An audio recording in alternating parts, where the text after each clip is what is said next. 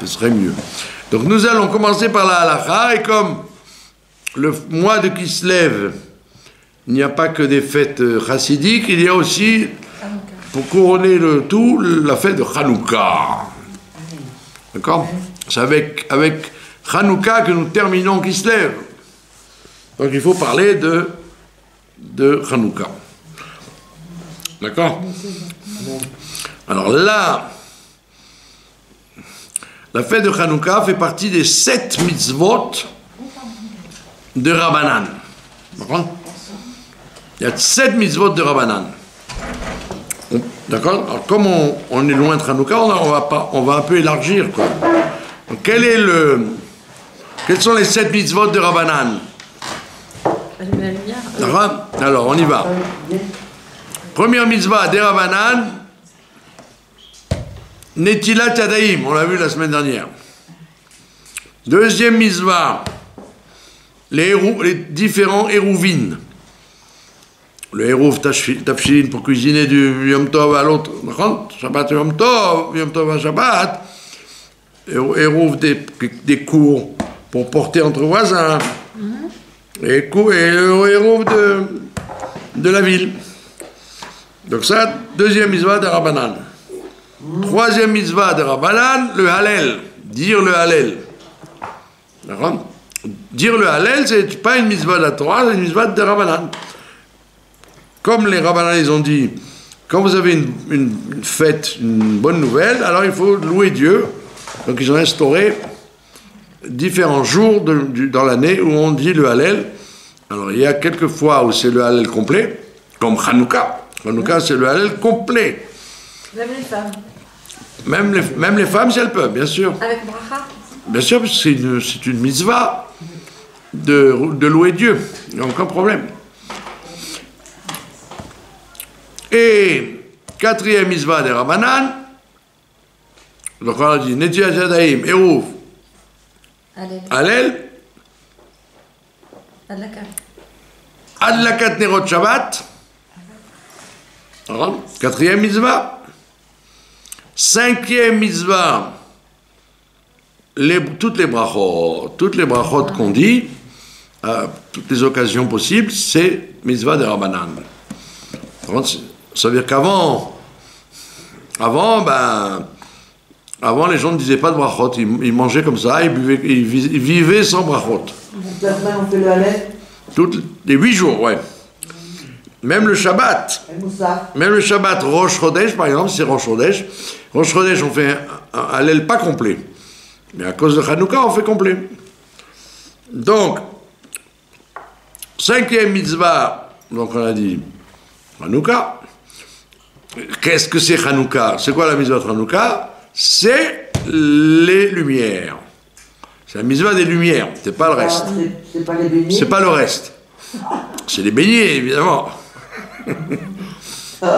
Les soufganiotes, chez les Marocains, s'appellent les sponges. Et vous aurez remarqué que le mot éponge a donné le mot en anglais, en arabe et en hébreu. Soufgania, sponge, éponge, c'est la même racine tout ça. Sponge et spongieux. Spongieux, c'est la chaîne sponge. Spontex.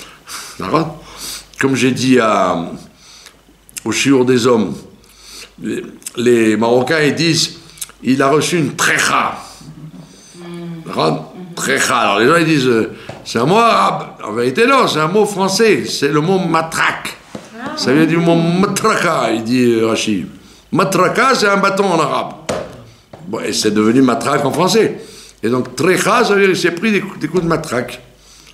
Il vous l'a dit là, Moshe, ça non?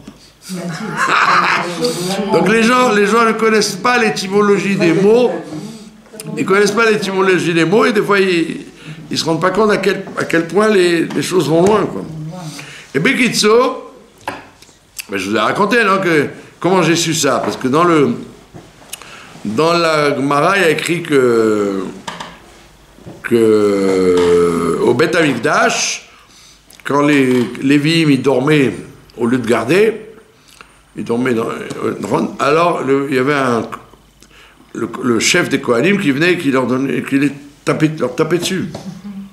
Ou alors, mieux que ça, ils mettaient le feu à leurs habits. Oh là là. Il n'y a rien de mieux de se réveiller par l'incendie. Et Rachid, il dit, on l'appelait Ish Matraka, l'homme de la matraque. Et il dit, Rachid, Matraka, c'est bâton en arabe. Comme Rachid connaissait tout, il parlait arabe aussi. Donc il a dit, c'est le bâton en arabe. Et donc à côté de chez moi, à Guillot, il y avait un chantier, et il y avait un vieil arabe qui gardait le chantier la nuit, pour pas qu'il y ait des voleurs qui prennent tous les matériaux de construction, quoi.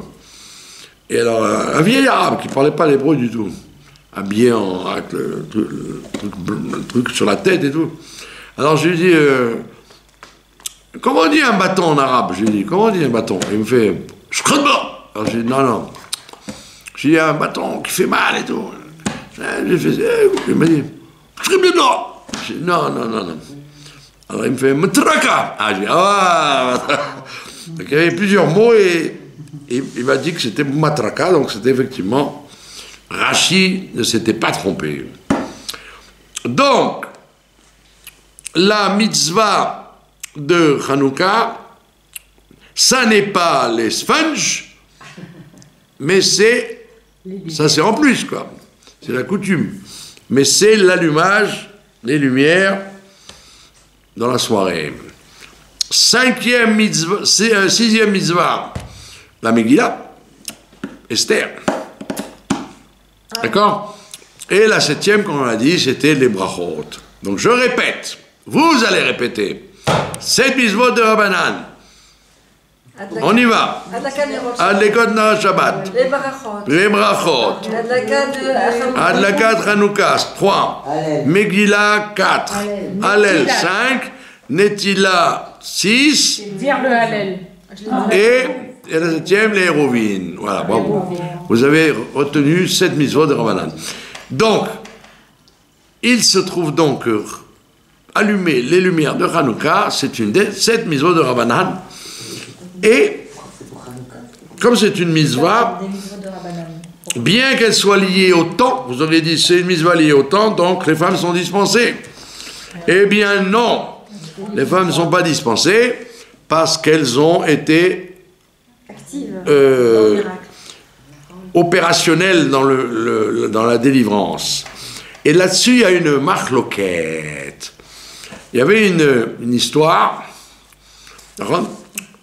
La Gemara nous dit que l'une des xérotes des Grecs et des Juifs grecs aussi, hein, c'est surtout les Mithyavnim, mais pas seulement les Yevanim.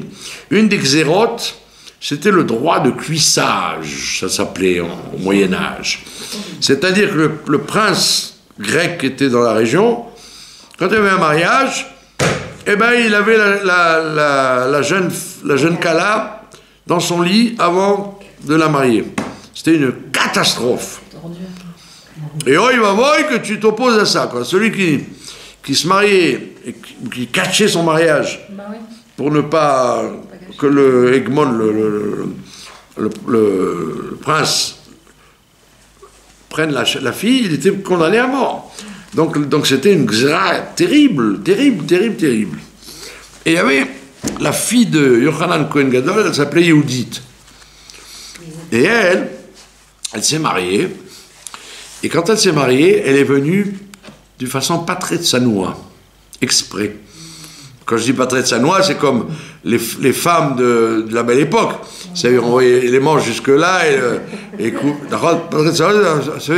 on devait peut-être voir son visage, quoi. C'est ça, pas très tsanoua. C'était pas comme aujourd'hui, quoi. J'ai raconté que j'avais un élève qui est devenu chaliard du Rabia en Floride, à Miami Beach. Et il m'a dit, il m'a montré des photos. Il m'a dit, voilà, je vais vous montrer des photos de mariage orthodoxe, avec les maris en surtouk, et le chapeau, et tout le monde, et le rab avec une grande barbe, tout le monde, et la Kala, la mère et la belle-mère, mais c'était Saint-Tropez. Ah ouais, non, c'est une catastrophe. Il m'a dit, quand je fais un mariage, je me retourne comme ça, parce que je ne peux pas faire une bracha devant les femmes en décolleté, et la belle-mère, et ça s'appelle orthodoxe. Donc imagine, donc c'était pas de ça qu'on parle. Chas v'shalom, elle n'était pas comme ça, Yehudite. Mais elle est venue avec une allure qui n'a pas plu aux Chachamim, et ils lui ont fait un scandale. Ils lui ont dit, c'est comme ça qu'on s'habille quand on va au mariage. Alors elle a dit, ah, bande d'hypocrites que vous êtes. Toutes les bonnes femmes, toutes les calottes qui sont obligées de passer par le prince, ça vous touche, ça vous laissez la xéra passer. Et moi, parce que j'ai fait exprès de vous choquer, en mettant les manches trop hautes, je sais pas ce qu'elle a dû faire, vous dites, ah, Gewalt, un truc anodin, ça vous choque, alors qu'un truc gravissime, ça vous choque pas. Et donc, elle leur a fait la guerre. Elle a dit au Haramim, c'est honteux ce que vous avez fait. Et qu'est-ce qu'elle a fait? Elle est partie voir le prince. Par le prince. Et elle lui a dit, mais je suis disponible. Je me marie cette semaine. Le prince a dit, waouh, c'est bien ça, formidable. Donc, il l'invite dans sa tente. C'est un camp militaire, quoi. Dans sa tente, et elle, très intelligente, elle lui a pas donné des sponges, elle lui a donné du fromage de brebis très salé. Et là, il a dégusté les fromages, et après il avait soif, donc il lui a préparé un vin, et il a bu le vin, et il s'est endormi, complètement groggy par l'alcool. Et à ce moment-là, elle a pris l'épée du prince, et lui a coupé la tête, elle l'a mise dans un sac. Yael? Et l'histoire ressemble.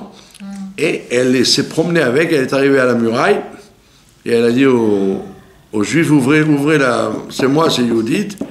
Et quand ils ont vu la tête, ils ont mis la tête au-dessus sur un bâton, et donc quand les Grecs ont vu ça, tout le monde s'est sauvé, parce qu'il n'y a plus de chef.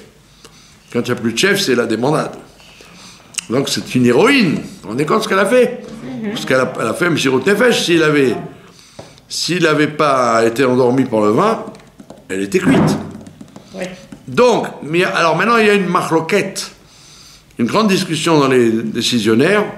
Il y a quelqu'un qui dit, cette histoire-là, c'est elle qui a déclenché la révolte de ses frères, c'est la fille de Yochanan Kohen Gadol, donc ses frères, Yehuda, etc., ils ont déclenché la révolte grâce à elle.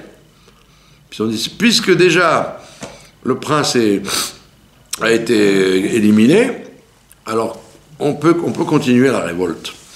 Et d'autres décisionnaires disent, non, pas du tout, excuse-moi, historiquement ça ne marche pas du tout, c'était beaucoup d'années avant. L'histoire de Yehudit, c'était beaucoup d'années avant.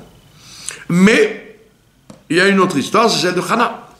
De Hana, etc. Donc il y a eu plein de femmes qui ont pris les choses en main et qui ont fait la guerre contre l'occupation grecque. Et donc, tous les Chachamim sont d'accord de dire que les femmes étaient dans l'histoire du miracle, et donc elles sont obligées d'allumer les bougies de Hanouka, bien que ce soit une mitzvah qui dépende du temps. D'accord? Donc, première information, c'est que les femmes doivent allumer. Qu'est-ce que ça implique? Si une femme, elle est seule, c'est évident qu'elle allume. Mais à l'envers, si une femme, si l'homme de la maison, par exemple, le mari, le père, le frère, les enfants, ne sont pas là, ou sont là et ils sont indisposés, la femme peut les rendre quittes, puisque de toute façon, c'est la même mitzvah pour les hommes, les femmes, quel que soit l'âge. C'est pas comme d'autres mitzvot où une femme ne peut pas rendre quitte un homme. C'est très important. D'accord? Donc maintenant, la mitzvah, c'est 8 jours. On fait ça 8 jours. C'est pas 7 jours comme toutes les fêtes, c'est un jour de plus. Et donc, maintenant, à quelle heure doit-on allumer? C'est une mitzvah de la nuit. C'est une mitzvah de la nuit. Puis, c'est pas une mitzvah du jour. Donc, comme c'est une mitzvah de la nuit, le Shulchan Aruch, lui, il dit, on allume dès que la nuit arrive. C'est-à-dire, d'après le Shulchan Aruch, dès que tu vois 3 étoiles, c'est à ce moment-là que tu allumes. D'accord? Avant Arvit ou après? Dès qu'il fait nuit, 3 étoiles, tu allumes. Ah, évidemment, ceux qui ont l'habitude de faire Arvit, à la synagogue, etc., ils vont allumer, ils vont prier, après ils vont allumer. Ou il y en a d'autres qui font le contraire, ils allument après, ils prient, peu importe. Toujours est-il que, d'après le Shulchan Aruch, c'est à la nuit. Maintenant, d'autres décisionnaires, ils disent non, il faut allumer un peu avant la nuit. Un peu avant la nuit, c'est-à-dire dans ce qu'on appelle après la shkia, après le coucher du soleil. Donc il y a 2 minagim, ou d'allumer avant au moment du coucher du soleil, ou à la nuit même. Et ce qui est important, c'est que ça dure une demi-heure, montre en main. Il faut que le combustible que j'utilise dure au moins une demi-heure dans la nuit. Dans la nuit. Ça veut dire, si j'ai un mariage, par exemple, les Chachamim te permettent d'allumer, pas simplement au moment du coucher du soleil, mais ils te permettent d'allumer à partir de Plag Mincha, c'est-à-dire 1h30 avant le coucher du soleil. Très très tôt. Donc au lieu que ce soit par exemple 5 heures, c'est la nuit par exemple maintenant, 5 heures, 5h moins 10, tu aurais dit ben voilà, c'est la shkia, 5h moins 20, 5h moins 10. Ils te permettent d'allumer à partir de 3h30, 4h moins quart. Donc si tu vas dans un mariage, par exemple, tu es obligé d'aller à un mariage. Tu es obligé d'assister à la choupa, tu es obligé de partir tôt. Donc on te permet, et tu n'as pas envie d'allumer à 3h du matin si tu reviens, donc on te permet d'allumer avant. On te dit, bravo, tu peux allumer avant. Mais il faut que les combustibles durent au moins une demi-heure dans la nuit. Donc il faut que ça soit durable. Il faut calculer. Alors, quel intérêt c'est ce que je suis en train de vous dire, c'est de ne jamais allumer avec les bougies en couleur qu'ils vendent. Ils vendent des bougies en couleur dans les magasins avec des chanoukiot en fer, etc.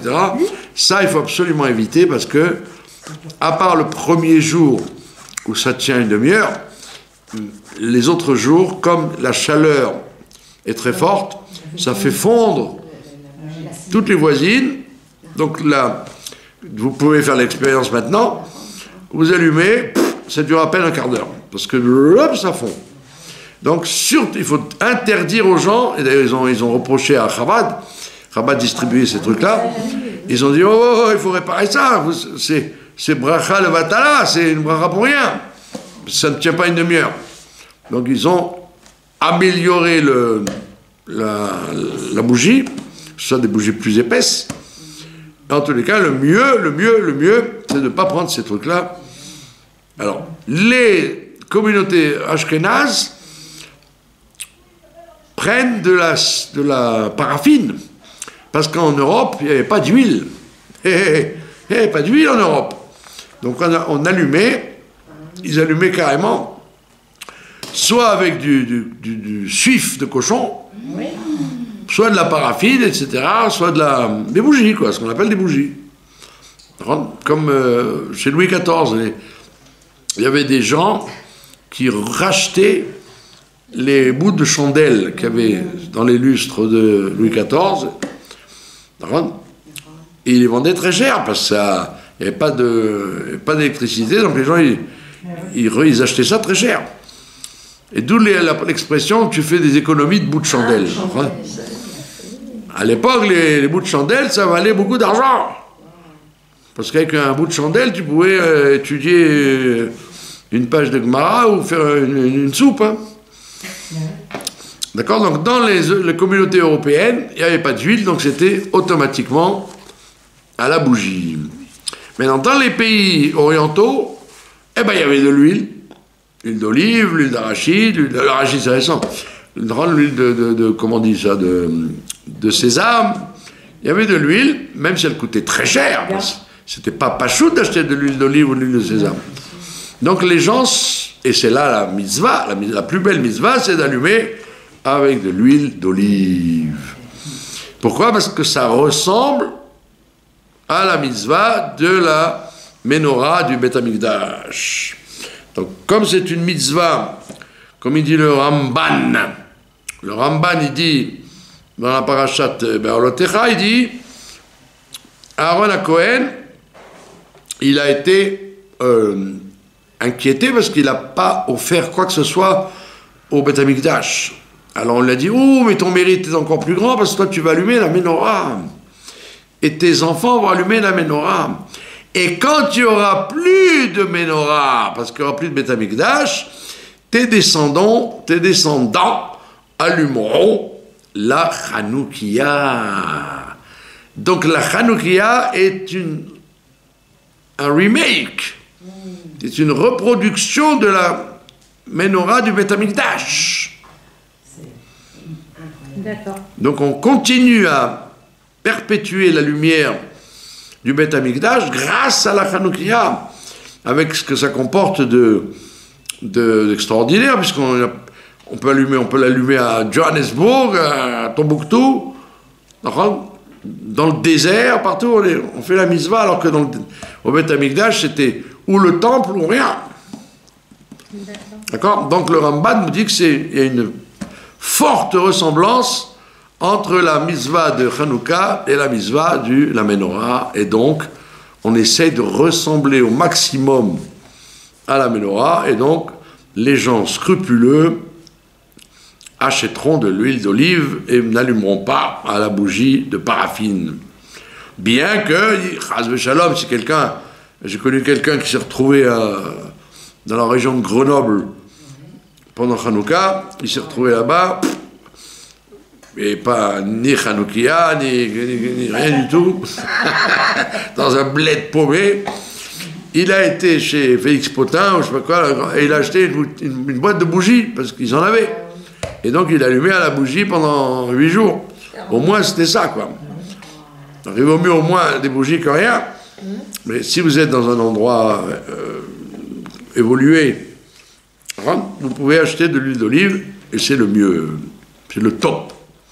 D'accord? Maintenant, les gens un peu aisés, ils achètent de la bonne huile d'olive, et les gens pas aisés ou stam, ils n'ont pas envie de se casser trop la tête, ils achètent de l'huile d'allumage, ce qu'on appelle l'huile d'allumage, qui n'est pas bonne à manger. Oui, elle est immangeable. D'accord? Bon, aujourd'hui, l'huile d'olive coûte plus cher qu'avant, parce que, comme chacun sait, la guerre a fait des problèmes même aux oliviers, soi-disant. Toutes les occasions sont bonnes de nous monter les prix. Donc le litre d'olive coûte 60 shekels, alors qu'avant il n'en coûtait que 40. En charade, 2 bouteilles 50. D'un litre? Non, c'est pas un litre. Faut que c'est un litre. Hein. 75. 75, voilà. Donc les gens un peu aisés, ils vont faire le sacrifice. Par contre, surtout que apprenez un grand klal. Je fais un peu du coq à l'âne, comme ça vous apprenez toutes les halachot. Les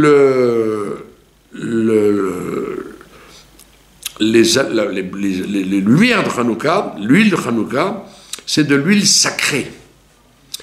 Donc si j'achète une bouteille d'huile, je ne dois pas dire cette huile sera consacrée à Hanouka. Parce que sinon, même si t'en restes 3/4, tu peux rien faire avec, tu es obligé de la brûler. Donc tu dois dire, j'achète une bouteille d'huile, ce que j'utilise pour Hanouka, c'est pour Hanouka, ce qui restera, c'est pour faire de la salade. J'ai le droit de faire ce que je veux avec. Vous compris? Il ne faut surtout pas dire j'achète cette bouteille d'huile pour Hanouka. Parce que sinon, elle est consacrée. Il faut dire j'achète la bouteille d'huile et ce que j'utiliserai, ben, je le prendrai, le reste, je le garderai. D'accord? Emplacement, c'est mieux dehors. Attendez, vous allez trop loin, trop vite. Maintenant, il y a une coutume intéressante qui est marquée dans les livres de Chassidut. Il y a écrit, quand on chante Mao Tzur, c'est un piout, c'est une chanson très ancienne. Là-bas, il y a écrit Umiyeter kankanim asa nes la shoshanim. Avec ce qui restait, les shoshanim, c'est-à-dire les Hashmonaïm qui ont gagné la guerre, asa nes, avec Umiyeter kankanim, avec ce qui restait des kankanim, des godets, il a fait un miracle à Shoshanim, au Hashmonaïm. C'est ça le piout. Vous avez compris? Mieter kankanim, asanes la Shoshanim. Alors, la Chassidut, elle dit, de cette histoire-là, tu apprends un grand klal.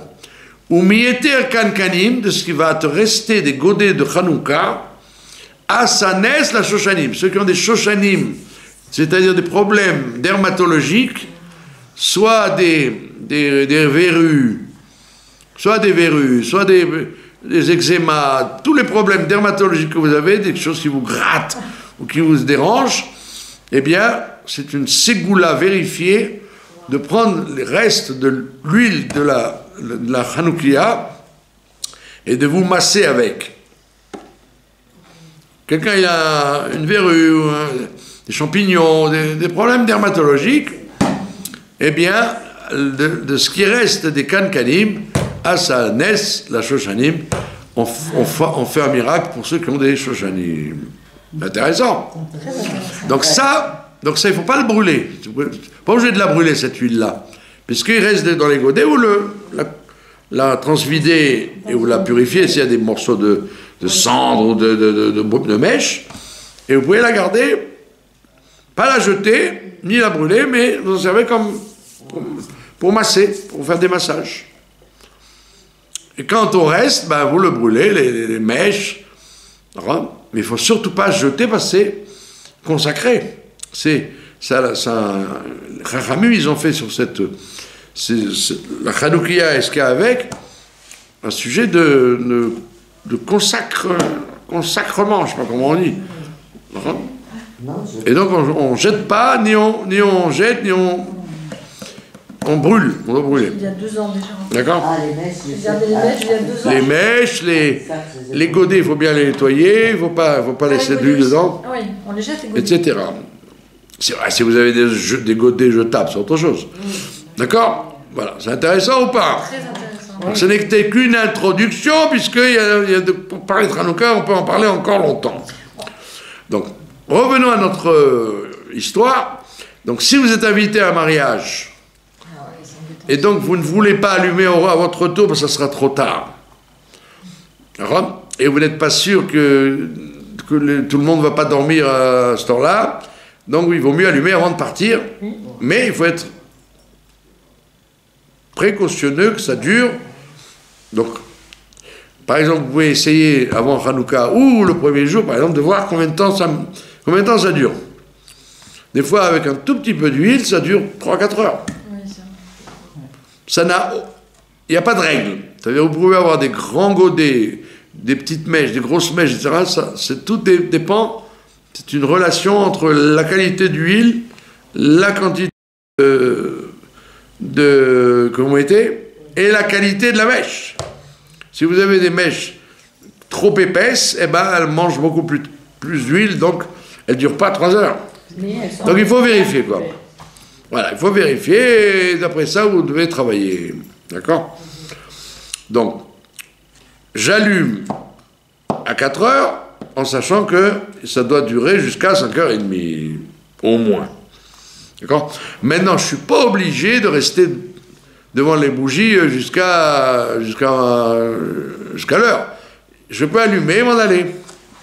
Mais il faut être sûr que ça tienne. Il faut être sûr qu'il n'y ait pas un vent étranger qui éteigne, ou qu'il n'y ait pas un enfant qui est resté, qui donne un coup de pied dedans et qui fasse tout tomber. Il faut être sûr que, parce que quand vous êtes de retour, tout déjà éteint. Donc vous ne savez pas ce qui s'est passé. Donc il faut vérifier que ça soit viable. Alors il y a des gens aujourd'hui qui mettent des caméras carrément. Oui, mais des caméras. Non, et comme ils ont des caméras chez eux, pendant Hanouka, ils mettent la caméra sur le Hanoukia. Comme ça, ils savent exactement si elle a tenu jusqu'à 5h30 ou pas. Ok, si elle n'a pas tenu, d'accord, ils peuvent rallumer après. Imaginons qu'elle n'est pas tenue parce qu'il y a un coup de vent ou un truc comme ça. Ils doivent réallumer. Si la panne était due à leur faute, il faut qu'ils rallument. Fenêtre ouverte, ou enfant qui donne un coup de pied, ou qualité de mèche dégoûtante. Si c'est de leur faute à eux, ils doivent rallumer. Si c'est indépendant de leur volonté, la Gemara, elle te dit, si ça s'éteint, tu n'as pas besoin de rallumer. D'accord. Puisque tu n'as pas le droit de profiter de ces bougies, de toute façon. Donc, si tu sais que c'est de ta faute, tu as mis une mauvaise huile, ou une mèche qui crache, où il y avait du vent, et tout peut t'arriver. D'accord? Ah ben, et c'est de ta faute, donc tu dois rallumer. Mitzvah de rallumer. Si c'est pas de ta faute, tu n'as rien à faire, tu ne rallumes pas. Enfin, en général, les gens, quand ça s'éteint, ils rallument. Parce que ça leur fait plaisir d'avoir une Hanouka allumée. Voilà. C'est intéressant? Oui. Voilà. Je ne peux pas en dire plus parce qu'il est déjà moins 25. Donc on va passer à la paracha, dont on ne pourra pas parler puisque mercredi, il n'y a pas de... On a dit, il y a Farbringen. En l'honneur de la libération du Admour Saïd. Et Yudalet Kislev, c'est l'anniversaire. Donc elle est très makpida de parler du Yudalet Kislev. Non, est-ce que vous faites un... Je ne sais pas. Tous les ans, vous me posez la même question. Vous devez faire un Farbringen, c'est votre anniversaire. Bezrat Hashem. D'ici là, Dieu est grand. Donc, Bekitsu, on va parler de la paracha. Paracha de Vaishlach. D'accord? Dans la paracha de Vaishlach, donc on en a parlé, comme ça ne fait que 50 ans que je fais ce cours. Donc les sujets, beaucoup de sujets sont revenus à travers les décennies. 50 ans, c'est pas mal, non? 52 ans même. Et je me fatigue pas, vous voyez, je peux répéter les mêmes histoires. Ben oui, on rajoute. Dans la paracha, il y a un événement extrêmement fâcheux, désagréable, désolant. C'est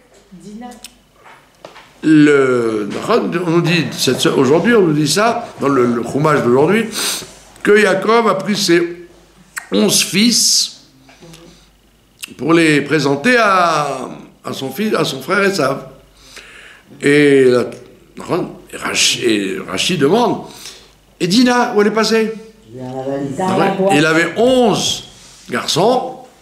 Bon, il y a une autre chita qui dit qu'ils avaient des jumelles. Bon, là, on n'en parle pas, c'est pas écrit, donc on ne soulève pas la question.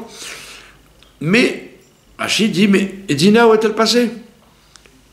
Alors il dit, Rachid, il te mange le morceau avant que ça se passe. Il te dit, il avait caché dans une caisse, et il a fermé la caisse à clé pour que ce rachat, son frère, ne mette pas les yeux sur sa fille Dina, qui était une très jolie fille, bien qu'elle avait que 7 ans. Hein. Mais à l'époque, les gens étaient très mûrs. Donc elle a dit, mon vieux frère Esav, il est capable de la convoiter. Et donc il a planqué dans la caisse. Et Rachid te rajoute, on n'aurait pas besoin de le dire, mais il est obligé de te le dire parce que l'histoire va être choquante par la suite. Il dit, c'est pour ça qu'elle a été attrapée par Shrem. Shrem, le fils de Hamor, un des 7 peuples abominables qui étaient en Eretz Israël. D'accord? Donc, qu'est-ce qui s'est passé? Parce que juste après, là, on va raconter l'histoire de Dina. Qu'est-ce qui s'est passé? C'est que Yaakov Avinu, très légitimement, n'a pas voulu que son frère prenne sa fille. Un chidour comme ça, c'était très... Vous m'auriez dit, qu'est-ce que vous auriez fait? J'aurais dit, j'aurais fait pareil. C'était pas un garçon recommandable, le père Esav. D'accord? Maintenant, vous auriez pu poser une question, vous ne l'avez pas posée. Si la fille, il veut la fille, mais la fille, elle peut dire non. Oui ou non? À l'époque, je pense... À l'époque. On voit ça, non? Dina, Léa, Rachel, Rivka, à chaque fois, il dit Rachi, il faut demander à la fille si elle veut ou pas. Elle aurait pu dire, papa, il peut toujours me demander ma main, je vais la lui mettre dans la figure. D'accord? Surtout qu'elle était forte, Dina.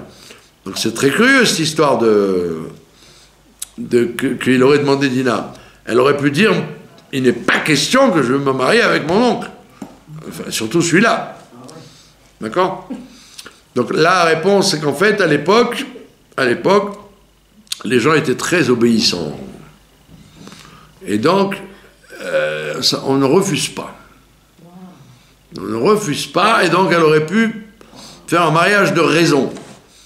Et donc Yaakov ne voulait pas rentrer là-dedans, donc il a enfermé sa fille dans la caisse. Maintenant la question se pose, pourquoi a-t-il été puni? C'était pour protéger sa fille, c'était pas pour le plaisir. Alors Rachid répond, et différents livres parlent de ça, disent qu'effectivement, Dina avait une telle personnalité, telle force de caractère, qu'elle aurait pu faire teshuva à M. Esav. Donc il a empêché la teshuva de son frère. C'est ça qu'on lui reproche. Et on paye jusqu'à aujourd'hui. Et on paye jusqu'à aujourd'hui. Ça veut dire qu'en fait, c'était un mauvais calcul de Yaakov, qui était de dire, je ne veux pas une mésalliance avec ce garçon, mais en vérité, c'était la solution pour le faire tchouva. Comme chacun sait qu'un homme, il y a toujours une femme derrière. Si un homme se conduit bien, se comporte bien, c'est qu'il a une femme derrière lui. Sa mère, sa femme, sa sœur, sa fille, sa maîtresse, peu importe. Il y a toujours, dans l'histoire de l'humanité, il y a toujours une femme derrière. Sous leurs airs, les femmes, de femmes, on ne leur demande pas leur avis et tout. Faux et archi-faux. C'est les femmes qui font l'histoire, c'est pas les hommes. Les hommes ne font semblant de se présenter devant les caméras, mais en réalité, c'est la femme derrière qui agit. Et donc, il aurait dû imaginer que ma fille est tellement forte qu'elle peut le faire changer. Et en fait, comme dit Rachi, tout le monde le sait, Dina est la fille de Léa. Elle est la fille de Léa, ça veut dire que Léa, c'était aussi le même caractère que Dina. C'était la femme qui aurait dû changer Esav.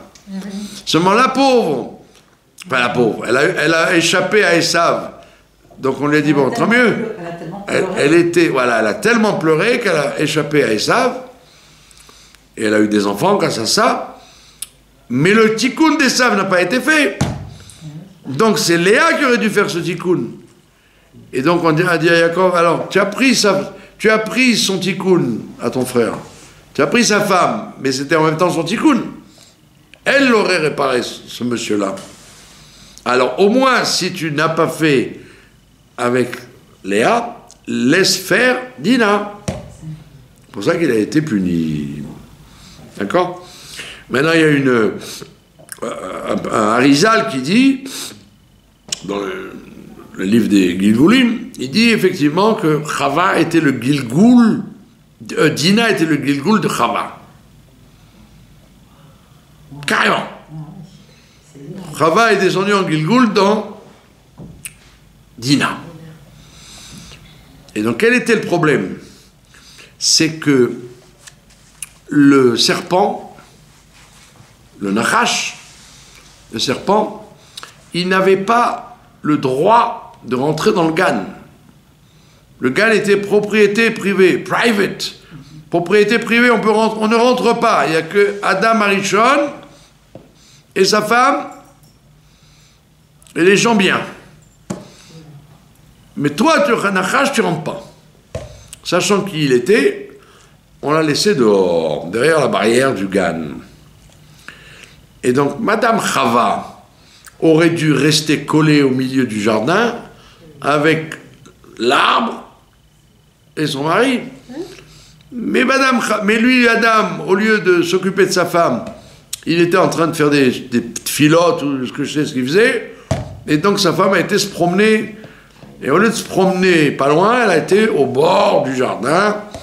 Et c'est là que le Nachash a pu lui parler. Ça veut dire qu'elle a mis sa tête dans la gueule du loup. Elle a mis sa tête dans la gueule du loup. Donc, comme on dit dans les Sfarim, que quand il y a un problème chez toi, c'est qu'en vérité, c'est toi qui l'as créé. Ça veut dire que le serpent, il était dans Chava. C'était pas un étranger à Chava. C'était la réplique de Chava. Comme je vous ai raconté 3000 fois, il y avait une dame qui est venue me voir et m'avait dit, mon fils est dans une yeshiva, il y a 300 bachorim, et mon fils s'est rallié au voyou qu'il y avait. Il y avait un voyou, il est devenu son copain. Alors j'ai dit alors, elle m'a dit, c'est très embêtant, quoi faire? J'ai dit, écoutez madame, sachez que si votre fils s'est rallié, a coquiné avec ce voyou, c'est que votre fils est un voyou. Ah non, comment vous pouvez parler comme ça? Je dis, parce que s'il n'était pas un voyou, eh ben, il n'aurait pas fréquenté le voyou. Il aurait dit, tu dégages de là, on n'a rien à voir ensemble. Bonjour, bonsoir. Quand on était à l'école, il y avait des tas de gens pas fréquentables. Eh ben, on ne les fréquentait pas. Donc, automatiquement, on ne risque pas de mal tourner. Donc, si tu t'acoquines au voyou, c'est que il y a un goût à ça, et tu vas lui coller après. Elle a eu beaucoup de peine que je lui dise ça. Donc, le problème, il n'est pas chez le voyou, il est chez votre fils. Donc, Bekitso, on ramène notre histoire de Chava. Si Chava était si facilement convaincue de parler avec monsieur le Nachash, c'est qu'elle avait en elle ce Nachash. Sinon, elle aurait dit, sois gentil, tu restes de l'autre côté, on n'a rien à voir ensemble. Toi, c'est toi, moi, c'est moi, shalom. Pas du tout. Elle parle et commence à... Il écrit, ne parle pas trop avec les femmes, etc. Elle aussi, on aurait dû dire, parle pas trop avec le Nachash. Dis-lui bonjour, monsieur, je suis bien élevé, à bientôt. Au lieu de ça, elle a laissé parler le Nachash. Donc elle avait ce problème en elle. Et donc il fallait qu'elle répare ce problème. C'est pour ça qu'il était fâché d'ailleurs avec sa femme de 130 ans, le père Adam. 130 ans fâché, il faut le faire, hein. C'est pas 130 heures, c'est 130 ans. D'accord? Et comme il n'y avait pas de bédine, elle ne pouvait pas divorcer. Parce qu'une femme, après 130 ans, elle pourrait dire, écoute, on divorce. Donc Bekisso, il en a voulu à sa femme, encore une fois, une erreur, puisqu'il aurait dû parler avec elle, et lui dire, pourquoi tu as fait ça? Pourquoi tu as parlé au Nachash? Au lieu de ça, il a boycotté sa femme de 130 ans. Donc, Bekitsour, cette erreur-là de parler au Nachash, il fallait qu'elle la répare. Et donc, elle est revenue en Gilgoul dans Chava, dans Dina. Et Dina fait la même chose. Au lieu de rester à la maison, à faire ses devoirs et de ne pas fréquenter les voyous, elle est descendue dans les rues. n'a pas réparé. Et dans les rues, non, elle n'a pas réparé, elle a gravé. Et d'ailleurs, comme par hasard, si vous avez fait attention, un serpent, ça se dit en araméen chivia. Chivia, c'est le serpent. Et comment il s'appelait, monsieur Shrem? Shrem ben Chamo Achivi. Il était un des 7 peuples. Donc il y avait tous les signes déjà. Qu'il était le Gilgoul du serpent lui aussi. Vous vous rendez compte? Achivi, oui. Le serpent. Chivia. Donc, Yaakov Avinu, qu'est-ce qu'il a fait? Il a voulu empêcher sa fille de faire le tikkun de son frère, alors qu'elle en avait la force. Et au lieu que ça se passe bien, comme vous auriez dit, ben, c'est normal, il a défendu sa fille, très bien, pourquoi il a été puni?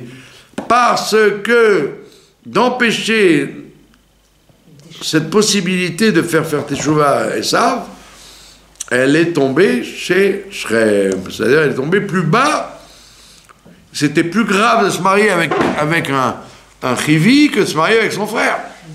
Parce que Sachakol, Esav, il est quand même le fils de Rivka et Yitzhak, il est né dans la Kedusha, dans une bonne atmosphère.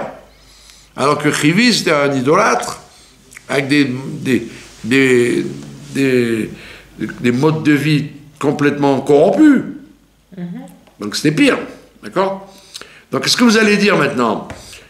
Vous auriez pu dire ce qu'on a l'habitude de dire, on n'échappe pas à son destin. Son destin à elle, c'était de faire le tikkun de quelqu'un. Comme sa mère, Léa. Au lieu de faire le tikkun de sa mère, comme sa mère aurait dû le faire, Yaakov, il a empêché ce tikkun. Ça veut dire les tzadikim, on les juge kerchut asear, ou à l'épaisseur de cheveux.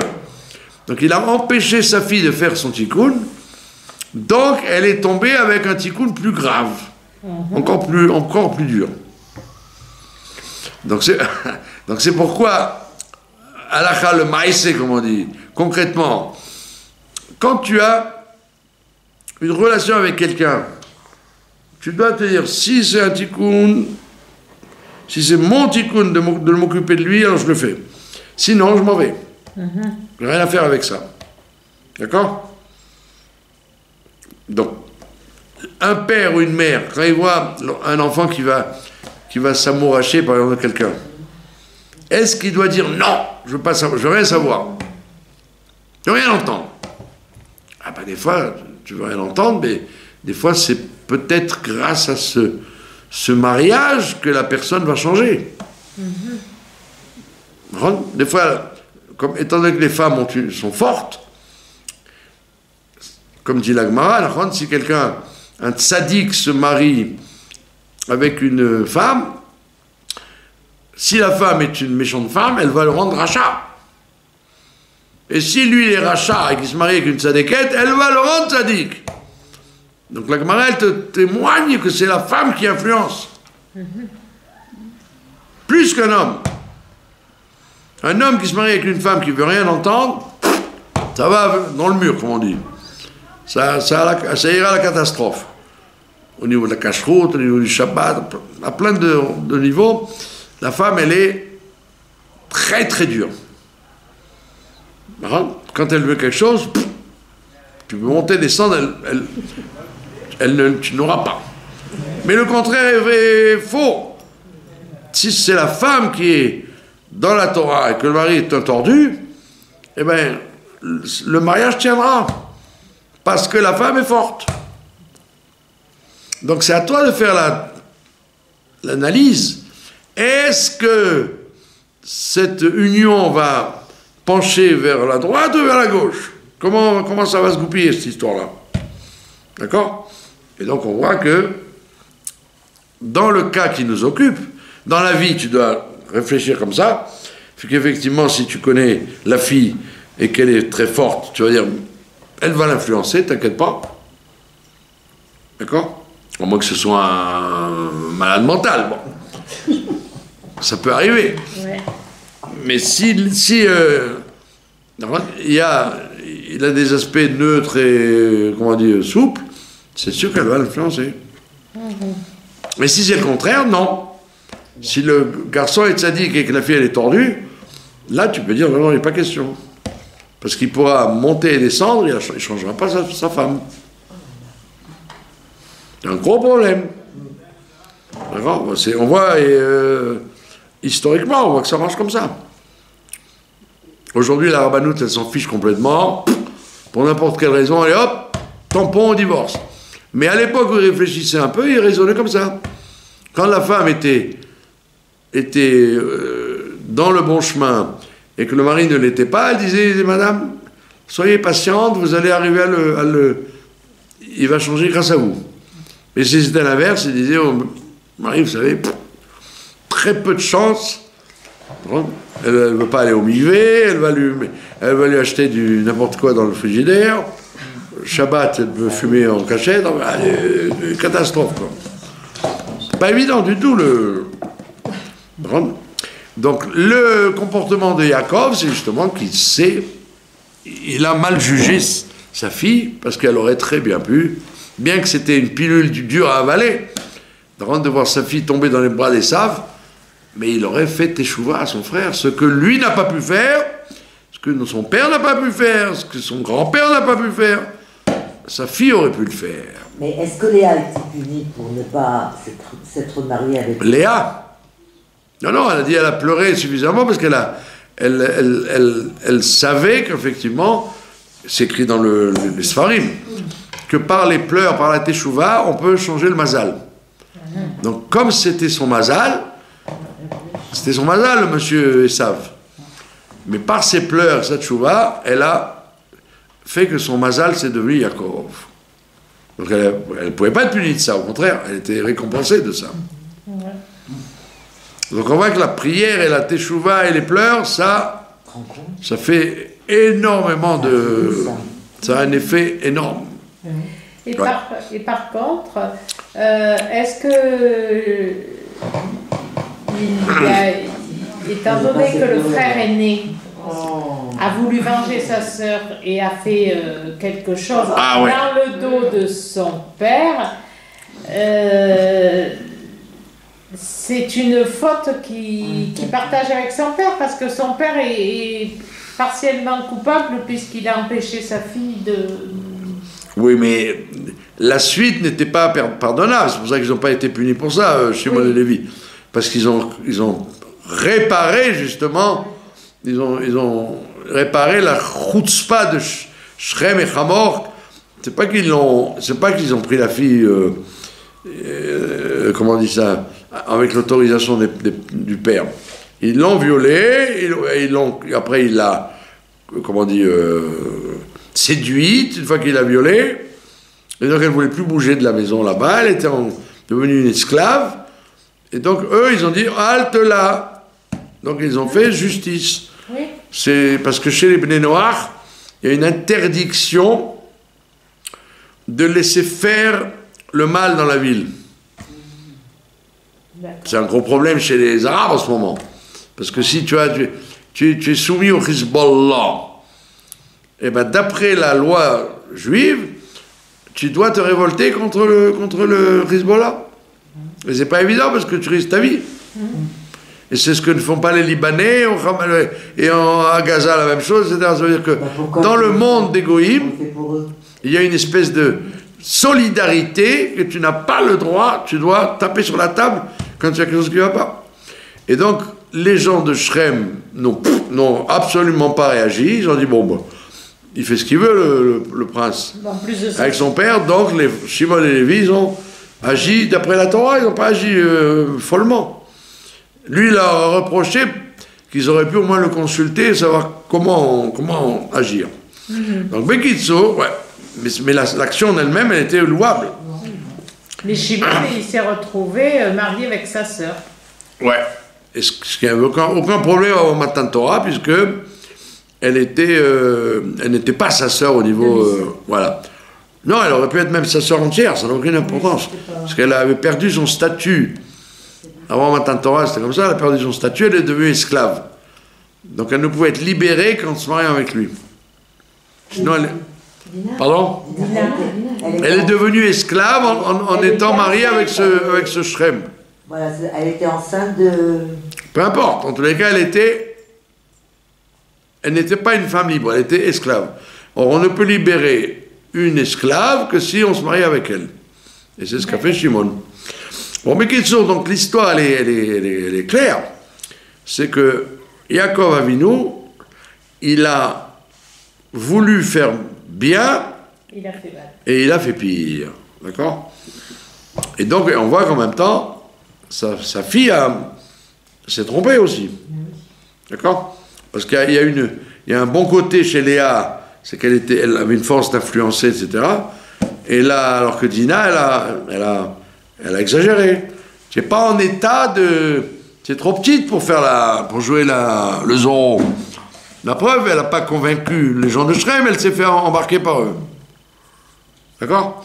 Donc dans la vie, il faut très bien savoir si, quand tu as un rapport avec quelqu'un, quelle est la relation que tu as avec cette personne. Tu vas le réparer ou tu vas te faire influencer. Il faut toujours être, en questionnement. Il ne faut pas être neutre. Il ne faut pas dire, bon, ça va, comme ça vient, ça coule. Non, ça ne doit pas couler, ça doit être précis. Si j'ai rien à faire avec, salut, bonsoir. Si j'ai un tikkun à faire, je vais faire le tikkun. Si la personne va m'arranger, j'accepte aussi. Vous avez compris? Donc il ne faut jamais être impulsif dans les relations humaines. On dit non, j'ai rien à faire avec cette personne. De toute façon, comme dit d'ailleurs Ben Azaï, il dit dans la Mishnah de Pirkei Avot, ne méprise jamais rien. Parce que chaque personne a son heure et chaque objet a sa vocation. Et tu peux penser que quelqu'un ne t'intéresse pas, il n'a aucun intérêt pour toi, et bien sauf, c'est lui peut-être qui va te donner le sauvetage et la solution d'un problème. Alors que tu as, comme dit David Ameller, la pierre qui a été méprisée, elle est devenue la pierre de l'édifice. Even Masu Abonim Aïta le Roshpina. Donc on te dit, dans l'action humaine, fais très attention. Yaakov Avinu, il a mis sa fille dans la caisse, tac, et Rachid nous dit à l'avance, qu'est-ce que ça va entraîner? Ça va entraîner que ça va être pire. Laisse la caisse ouverte et vois comment les choses vont avancer. Peut-être qu'il aurait ouvert la caisse et il aurait dit, elle est trop bien pour moi, celle-là, je peux pas. Va savoir. Là, il a enlevé le libre arbitre à sa fille. Et en enlevant le libre arbitre à sa fille, il est arrivé à une conséquence beaucoup plus grave que le déshonneur de se marier avec la famille de Shrem. C'était plus grave que le déshonneur de se marier avec Esav. Parce qu'au moins, les gens, ils auraient dit, bon, dans la famille, bon, ils vont s'arranger. Esav, c'est un voyou, mais c'est pas si mal que ça, c'est quand même son tonton. Alors que là, tout le monde a dit, mais qu'est-ce qu'ils font avec ces gens-là? Les Rivéens, c'était des gens bas, des gens corrompus. Alors là, la honte était quand même plus grave pour Yaakov. D'accord? Il n'avait aucun rapport avec la famille d'Abraham, cet individu-là. D'accord? Et surtout que ça s'est mal terminé, puisque tout le monde ils ont tué tout le monde. Donc c'est un mariage terminé en catastrophe. Bon, maintenant, l'envers de la médaille, c'est que par la suite va naître la femme de Yosef, puisque c'était la fameuse Asnat, qui va naître de ça et qui va arriver en Égypte, etc. Donc on va, en quelque sorte, boucler la boucle. C'était qui le père de Asnat? Mais dans la vie, ne vous amusez jamais à dire je ne veux pas parler avec cette personne parce que je me déglingue quand je parle avec cette personne. Mais non, peut-être que tu vas lui faire tes chouvas, tu vas arriver à l'arranger. Donc on voit que Yaakov, il n'avait pas tellement confiance dans la teshuva de son frère Esav. Mais ça, c'est pas bon du tout. Tu dois toujours penser que quelqu'un va faire teshuva, même le plus grave des graves. Et on l'a vu. Non. Il y a la petite fille de Göring, le général de Hitler, qui est une des rabbagnottes de Mea Sharim. Une guillorette, ouais. Elle est guillorette. Et elle se cache pas, hein. Elle dit, mon grand-père, c'était Göring. Je dis, waouh! Dans les généraux d'Hitler, il y avait un monsieur qui s'appelait Göring, un gros porc comme ça. Et il devait être pendu au procès de Nuremberg. Et il a avalé du cyanure avant. Donc c'était vraiment une drôle de camelote. Hein. Et bien sa petite fille, elle a fait Guillaume et elle est rabbinite à Mea Sharim. Donc vous voyez, des fois, ne vous amusez jamais à dire il ne sortira rien de cette personne, parce que si c'est pas lui qui fait tchouva, des fois c'est son enfant.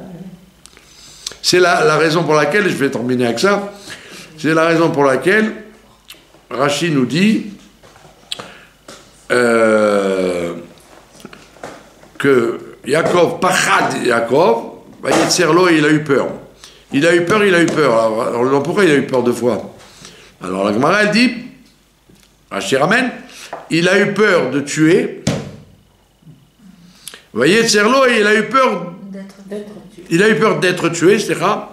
Il a eu peur d'être tué. Et après, il a écrit, il a eu peur de tuer d'autres. La rogue acherim. D'accord? Les hareg, d'être tué, la rogue acherim.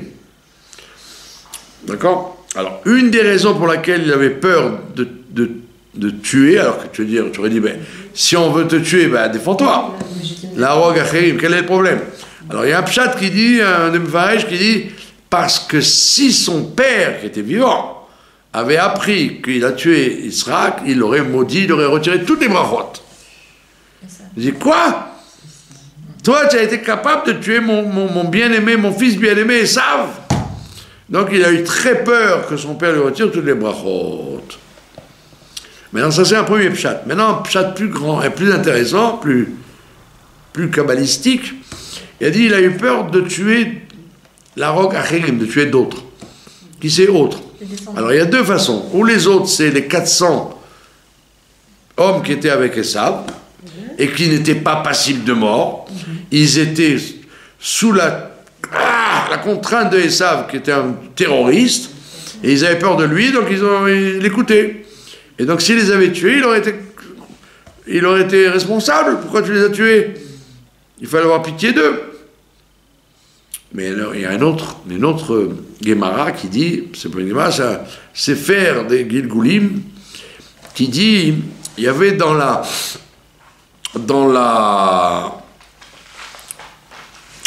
suite des descendants d'Esav, il y a un monsieur qui s'appelait Néron. Néron, l'empereur romain, pas moins que ça. Et l'empereur romain, il a fait grâce à sa femme, encore une fois, sa femme s'est convertie au judaïsme et elle a convaincu de se convertir aussi. L'empereur romain, c'était pas Macron, hein, c'était l'homme le plus puissant du monde. Il s'est converti au judaïsme et avant de partir, il a mis le feu à Rome. Et donc les historiens chrétiens et goy, quoi, ils disent qu'il est devenu fou parce qu'il a mis le feu à Rome. Parce qu'il a mis le feu à Rome, parce qu'il s'est converti. Et qui était son petit-fils? Rabbi Meir. Rabbi Meir, le petit-fils de Néron. Et comme Rabbi Meir, il était l'élève de Elisha ben Abouya. Et Elisha ben Abouya, on l'appelle Acher, l'autre. L'autre, parce qu'il a quitté le giron du judaïsme, il est devenu un apostat. D'accord? Et donc les Chachamim, pour se moquer de lui, parce qu'ils n'acceptaient pas qu'il reste encore lié avec Elisha ben Abouya, ils l'appelaient Acherim. Le copain de Acher, Acherim. Et donc, c'est ce qu'on dit là. Yaakov a eu peur de tuer Acherim. Il a dit, si je tue mon frère, je tue Néron et tous les guérims qui vont sortir de là. Donc, sûrement pas, on n'a pas le droit de tuer Esav, parce que de lui va sortir le grand maître, Rabbi Meir Baal HaNes. Vous vous rendez compte? Donc de là on voit que quand tu fais quelque chose dans la vie, réfléchis bien aux conséquences que ça peut provoquer sur la personne, sur les descendants, etc., etc. Et donc on voit que l'histoire d'enfermer la petite Dina dans la caisse, ça a eu des conséquences inattendues par Yaakov, et c'est pour ça qu'il a été obligé de faire teshuva là-dessus. N'empêche pas le tikkun des gens. Fais confiance que Dieu il t'a peut-être mis sur la route pour faire le tikkun de quelqu'un. Voilà. Je vous remercie de votre attention.